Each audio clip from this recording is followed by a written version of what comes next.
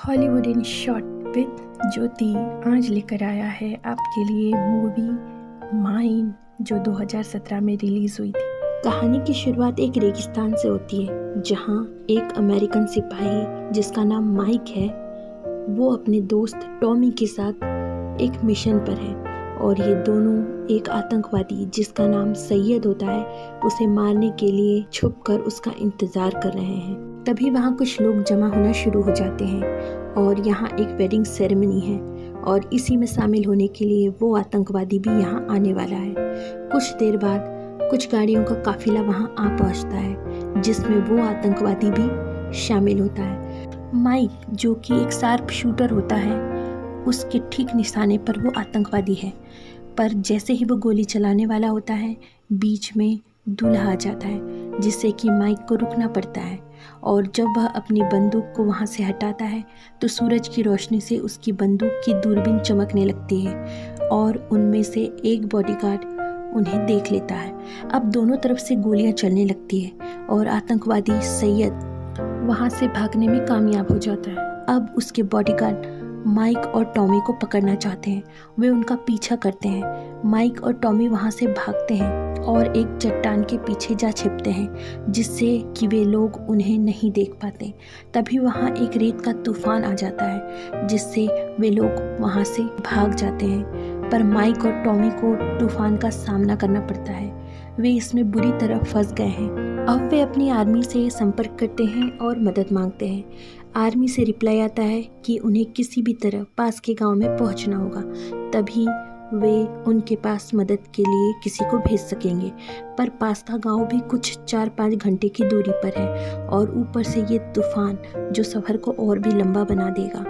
कुछ समय बाद तूफान थम जाता है। माइक और टॉमी भी पास के गांव में पहुंचने के लिए लगातार चल रहे हैं। कुछ दूर चलने पर एक डेंजर साइन का बोर्ड उड़कर उनके पास आता है जिसे देखकर माइक टॉमी से कहता है कि आगे चलना खतरे से खाली नहीं है, इसलिए हमें रुकना होगा।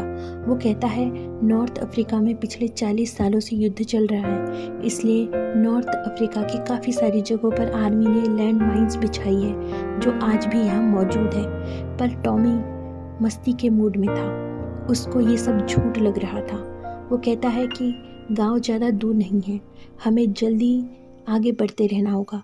हमारे पास अब 2 ही रास्ते हैं, या तो यहाँ प्यास से मर जाएं या गांव पहुंचकर अपनी जान बचाएं। और अब माइक भी सोच में पड़ जाता है। चूँकि टॉमी का फैसला आगे बढ़ने का था इसलिए वो माइक से आगे चल रहा होता है और तभी टॉमी का एक पैर माइन पर पड़ता है और वहाँ धड़ाम से एक ब्लास्ट हो जाता है। इस ब्लास्ट में टॉमी के दोनों पैरों के चीथड़े उड़ जाते हैं और जब माइक टॉमी की मदद के लिए आगे बढ़ता है तो उसके पैर के नीचे से क्लिक की आवाज़ आती है और माइक को समझ आ जाता है कि उसने किसी माइन पर पैर रख दिया है और अगर उसने पैर हटाया तो ब्लास्ट में उसकी भी जान जा सकती है। वो टॉमी को रेडियो पर मदद मांगने के लिए कहता है पर रेडियो पर संपर्क नहीं हो पाता। तब माइक उसे मॉर्फिन का इंजेक्शन लगाने को कहता है और टॉमी खुद को एक इंजेक्शन लगाता है, पर उसको कोई राहत नहीं मिलती और वह दर्द से पागल हो जाता है। उसकी ये हालत देखकर माइक उससे कहता है कि मैं तुम्हारी मदद के लिए आगे बढ़ रहा हूँ, पर टॉमी उसे रोक देता है और वो अपनी ही गन से खुद को शूट कर लेता है। पर मरने से पहले वो माइक से कहता है कि तुम्हें जिंदा घर वापस लौटना है। अब माइक इस बीहड़ रेगिस्तान में अकेला है जिसके पैर के नीचे माइन है। उसका दिल और दिमाग टॉमी की मौत देखकर बेचैन है, पर फिर वह खुद को संभालता है। अपनी कुल्हाड़ी की मदद से वो रेडियो का बैग खुद की तरफ खींच लेता है, पर रेडियो की बैटरी टॉमी की जेब में है जो कि उससे थोड़ी दूरी पर है, पर वो उस तक नहीं पहुंच सकता।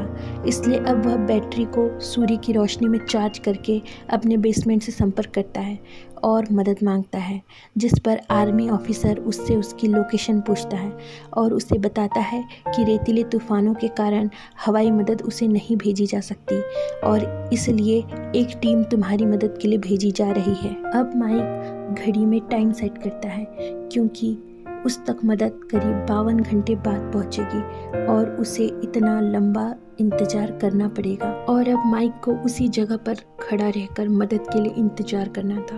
वो अपने दोस्त की मौत से निराश था और तभी वो देखता है कि एक बड़ा सा रेत का तूफान उसी की तरफ आ रहा है। माइक अपनी बंदूक की मदद से एक मजबूत पकड़ बना लेता है ताकि हवाएं उसे वहाँ से ना हटा सकें, और जब तूफान वहाँ पहुँचता है तो माइक अपने मुंह को कपड़े से ढक लेता है और बिना नुकसान वह उसी जगह पर बना रहता है। तूफान के आगे निकल जाने पर वह देखता है कि टॉमी की बॉडी हवा से खिसककर उसके पास आ गई है। वो टॉमी की जेब से बैटरी निकाल लेता है, पर बदकिस्मती से अब रेडियो का बैग उड़कर उससे दूर चला जाता है और अब वह रेडियो भी यूज़ नहीं कर सकता। कुछ समय बाद उसकी पानी की बोतल भी खाली हो जाती है और अब वह भूखा और प्यासा भी है और इंतजार ने उसके सब्र की परीक्षा लेनी शुरू कर दी है। वह जोर जोर से मदद के लिए आवाज़ें देना शुरू करता है। वह हवाई फायर भी करता है, पर वहाँ रेगिस्तान में उसकी आवाज़ कोई नहीं सुनता। इन सब से दुखी वह एक पल खुद की जान लेने की भी सोचता है, पर तभी उसे रेगिस्तान में एक आदमी दिखाई देता है। माइक उसे अपनी स्थिति बताता है और मदद मांगता है, पर वह आदमी उससे कहता है कि उसे अपना दूसरा कदम आगे बढ़ाना चाहिए।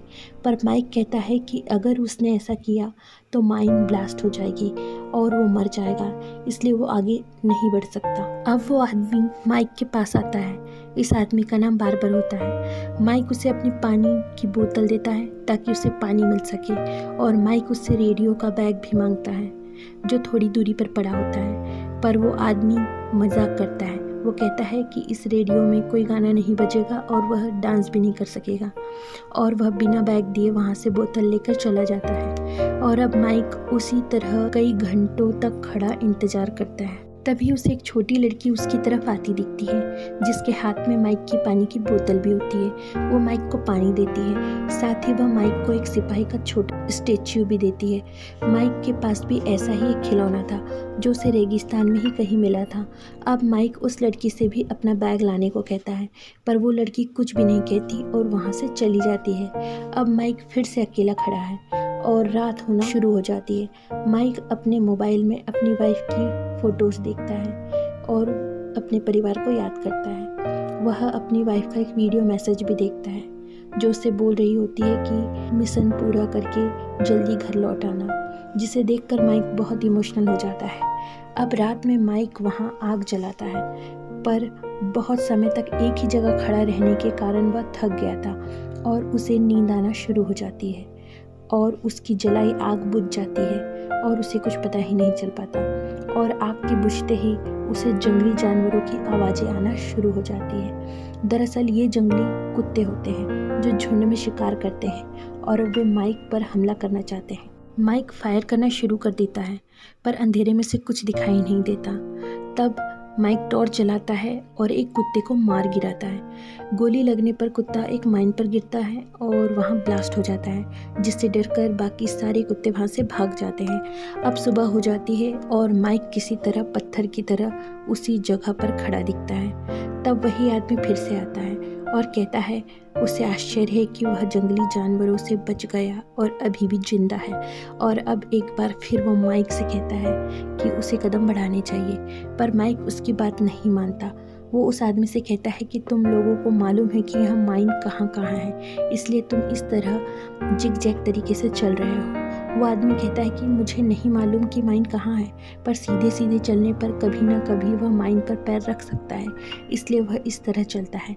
इसके बाद वो आदमी माइक को उसका रेडियो भी लाकर दे देता है और वहाँ से चला जाता है। उसके बाद माइक को मतिभ्रम होना शुरू हो जाता है और उसे उसका दोस्त टॉमी नज़र आने लगता है जो उसे घर जाने के लिए कहता है। फिर रात हो जाती है और माइक भी अतीत में उसके द्वारा की गई गलतियों पर पछताता है। उसे लगता है कि उसने अपनी पत्नी के साथ कभी भी अच्छा व्यवहार नहीं किया और अब दोबारा वही जंगली जानवर उस पर हमला करने लगते हैं और माइक पूरी रात उन कुत्तों से लड़ता रहता है। उनमें से कई को मार भी देता है, पर अभी भी वह अपनी जगह से नहीं हिलता और लगातार संघर्ष करते रहता है। अब सुबह होने लगती है और माइक जब अपनी घड़ी देखता है तो पाता है कि अभी भी उस तक मदद पहुंचने में 7 घंटे बाकी है। पर अब माइक का सब्र भी टूट रहा है और तभी उसके पास ऑफिसर का कॉल आता है जो बताता है कि टीम उसकी मदद के लिए आ रही थी वह रेत के तूफान में फंस गई है और अब वे उस तक पहुंचने में 10 घंटे लेट है।